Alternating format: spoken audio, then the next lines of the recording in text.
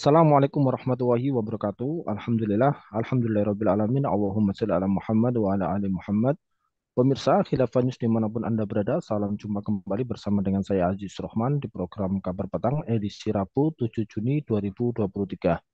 Insya Allah beberapa menit ke depan kami akan menemani Anda mencermati dan menelaah berita paling menarik dan paling populer hari ini bersama narasumber yang kompeten di bidangnya dan tentunya dari sudut pandang Islam. Baiklah pemirsa, inilah Kabar Petang selengkapnya.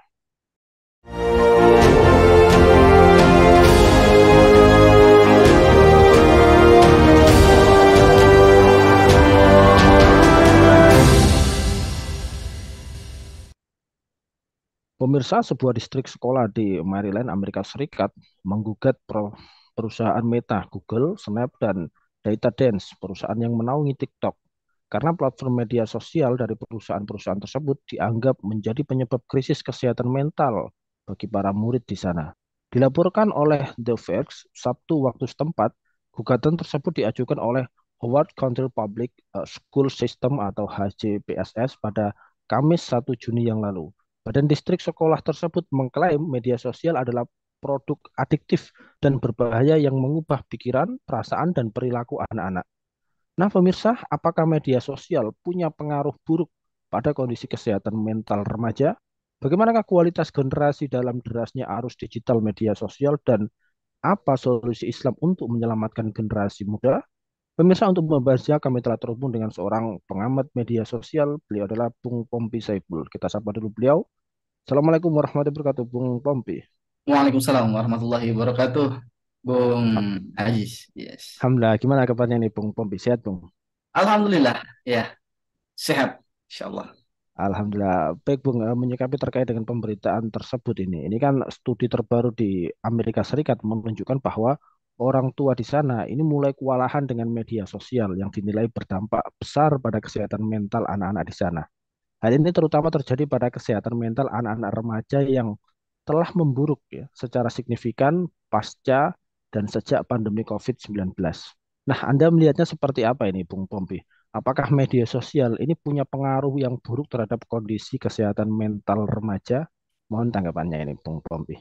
Ya, Assalamualaikum warahmatullahi wabarakatuh. Ya, kalau kita lihat ya penelitian-penelitian terakhir ini, kekinian seperti itu, report-report dari para medis, bahkan kesehatan medis, kesehatan mental dan sebagainya, memang banyak sekali ditemukan remaja-remaja yang menderita ya gangguan mental, gangguan kejiwaan, mental health-nya terganggu gara-gara medsos ini.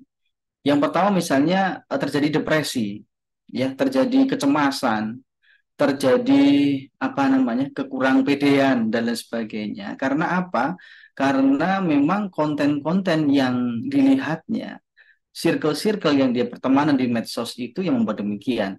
Contohnya misalnya ada orang-orang yang ketika apa namanya merasa dia itu depresi karena di circle-nya itu melihat orang-orang yang pamer misalnya ya, flexing dan sebagainya, sehingga kemudian ada remaja-remaja yang membandingkan ya, pengguna internet, pengguna sosial media yang membandingkan dengan kehidupannya.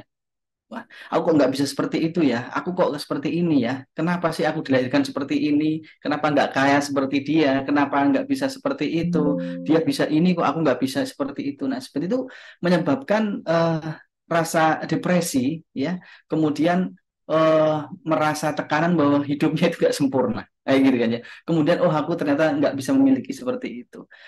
Yang kedua adalah salah satu gangguan mentalnya adalah FOMO, ya, fear of missing out, takut kehilangan sesuatu, takut ketinggalan, ya. Misalnya rasa pengen membeli, ya. Contohnya misalnya di pembelian tiket apa namanya Coldplay ya kemarin, ya, saling kemudian membuat memang itu didesain supaya takut kehilangan kesempatan untuk membeli.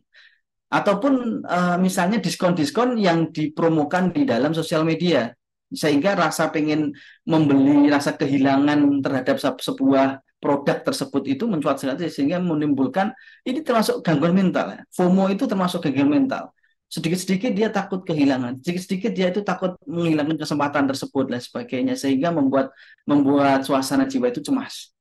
Nah, ini adalah akibat yang kekinian ini yang diderita oleh sebagian besar remaja ketika dia itu sudah apa namanya menggunakan sosial media. Terutama kalau dalam penelitian itu Instagram ya yang membuat apa banyak efek ininya. Dan mungkin ini kalau saat itu mungkin belum banyak TikTok ya, mungkin sekarang TikTok ya lebih banyak sekali membuat mental health yang memang ini apa namanya, apalagi di dalam itu ada salah satu mental juga adalah salah satu konten-konten yang promo apa porno ya di luar ini sehingga membuat otak manusia atau otak remaja itu apa gangguan ininya lebih besar lagi yaitu mental health di perzinahan. Seperti itu, Bang Aziz. Ya, baik. Lantas kemudian dengan berbagai hal tersebut ya di sosial media, Anda melihatnya sendiri seperti apa? Apakah juga ada sisi positifnya ini di media sosial ya terhadap para remaja kita? Dan kira-kira bagaimana ke kualitas generasi remaja di dalam menyikapi derasnya arus media sosial saat ini?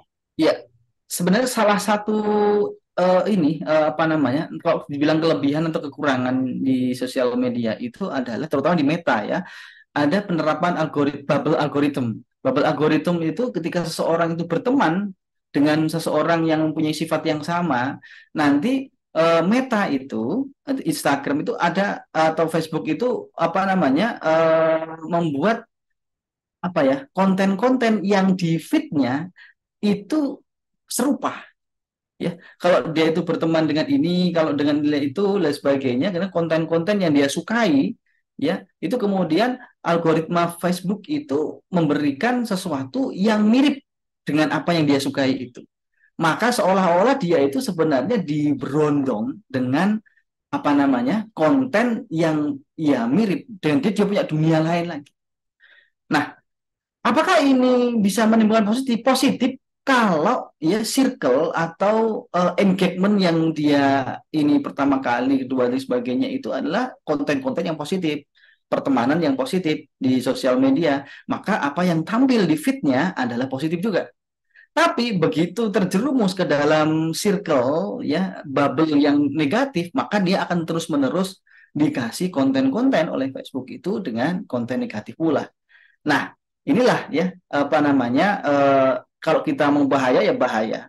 Kalau kaum muslimin berdiam diri membiarkan konten-konten negatif itu merajai sosial media, Bung Aziz, seperti itu. Jadi ini karena membagaikan apa di antara dua matanya atau bisa digunakan untuk membunuh, tapi bisa juga itu untuk mengiris bawang di dapur ya sehingga ada kenikmatan masakan itu bisa jadi dari situ juga. Seperti itu, Bung. Ya, baik. Kalau kita melihat di media sosial sendiri, kita juga melihat ada beberapa konten-konten yang trending begitu, hingga kemudian muncul konten-konten kreator, yang kemudian kalau kita melihat banyak kemudahan diperoleh di dalam media sosial ya, terutama para konten kreator untuk menghasilkan pendapatan atau mendapatkan cuan di sana. Nah, Anda melihatnya seperti apa ini terkait dengan konten kreator saat ini? Apalagi kadang-kadang para followernya itu meminta atau menuntut sang konten kreator untuk menciptakan sensasi-sensasi atau sesuatu yang wah begitu. Tetapi kadang-kadang negatif juga. Nah, terkait dengan fenomena ini, catatan Anda seperti apa, Bung Poma? Ya, ini ya sebenarnya bahaya influencer yang memang dia itu punya konten negatif ya. Bagaimana dia itu membuat konten-konten yang asal trending, asal ya bisa jadi dia itu membuat sesuatu yang aneh ya. Kemudian anehnya itu negatif ya. Dan ini kebanyakan memang demikian, banyak sekali ya konten-konten di TikTok dan sebagainya itu yang memang sengaja untuk apa namanya bahkan di luar nalar gitu kan. Nah, ini kebanyakan memang negatif ya. Influencer saat ini memang kebanyakan toksik, kebanyakan toksik ya. Nah, makanya kita harus misalnya kita sebagai orang tua, sebagai remaja ya harus memilihkan mana sih kita kasih info apa namanya konten mana yang dia itu negatif ya, itu membuat kerusakan mental bagi putra-putrinya atau tidak. Kalaupun kita itu mencegah, kayaknya sih sekarang itu eranya tidak bisa kita itu mencegah anak-anak kita itu bermain gadget ya. Tapi bagaimana kita itu bisa mengatur, mengilhami ataupun memberikan inspirasi kepada anak-anak kita, bahkan kita tuh harus di circle-nya dia. Misalnya kalau dia punya akun sosial media, berarti kita itu harus berteman dengan dia sehingga tahu interaksinya anak kita itu di sana. Nah, maka kita tahu siapa sih orang-orang yang di feed-nya, yang FYP di feed-nya, yang dia itu kemudian dia menjadi idola. Maka kadang-kadang ya itu sebagai parent kita memang harus apa namanya in touch ya dengan perkembangan zaman terutama dengan ini. Seperti itu Bang Ais. Ya, baik. Terakhir, Bung Pombe, Anda melihatnya seperti apa ini terkait dengan kerusakan atau liberalisme ya, terutama yang ada di kalangan generasi muda kita, terutama di media sosial.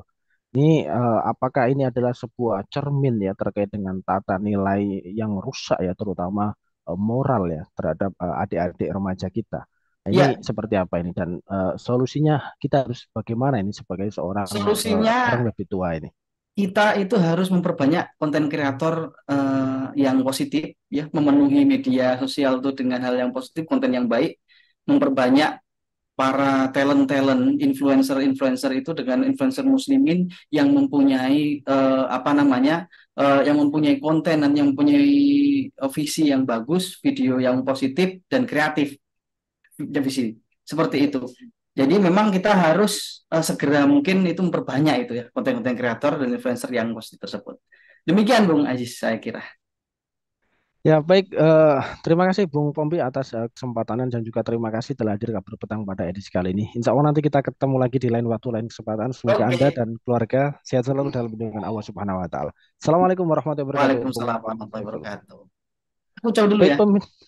baik pemirsa, demikianlah kabar petang pada edisi kali ini. Semoga Anda mendapatkan banyak manfaat dari acara kami. Jangan lupa saksikan kami besok di jam dan channel yang sama. Dan jangan lupa juga like, comment, share, subscribe, serta klik tekan tombol loncengnya agar tidak ketinggalan update terbaru dari Khilafah News. Karena hanya di sinilah Anda akan mendapatkan informasi aktual terpopuler dan tentunya dari sudut pandang Islam.